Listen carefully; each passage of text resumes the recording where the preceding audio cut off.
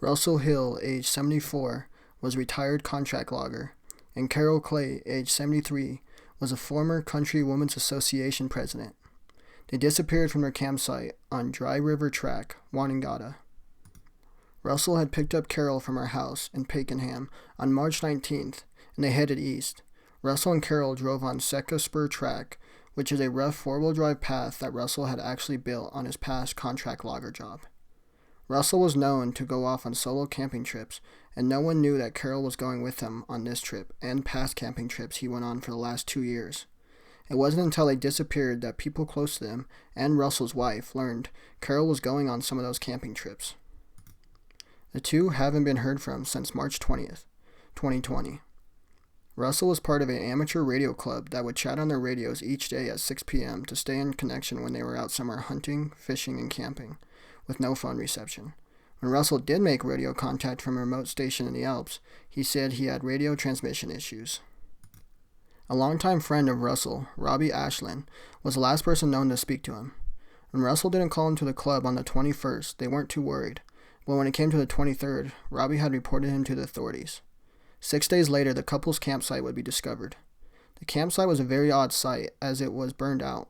Russell's specially equipped Toyota utility camper was scorched with black smut on the sides of it. Russell's drone was missing and hasn't been recovered since. If they had needed to leave for some reason, the Toyota truck was still operational after the fire. There is some speculation that the two ran off together, but there was no evidence to support this claim since they both lived happy lives and showed no indication of wanting to disappear. It is odd, though, that Russell didn't tell anyone that Carol was coming on some of his camping trips for over 2 years, not even his wife, which could hint towards some type of adultery. Police checked their phones, credit cards, and bank accounts, but they have not been used since. After multiple searches for the two, there has been no evidence and are presumed dead. There is a man named Button Man, who is an experienced bushman who had earned his nickname for the habit of using deer antlers to make buttons for his clothes and creating large plugs for his ear piercings.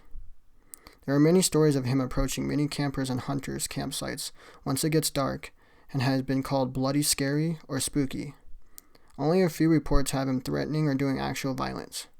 Russell was in the area he vanished from a week before, flying his drone near the Button Man's camp. Had he upset the Button Man with doing this?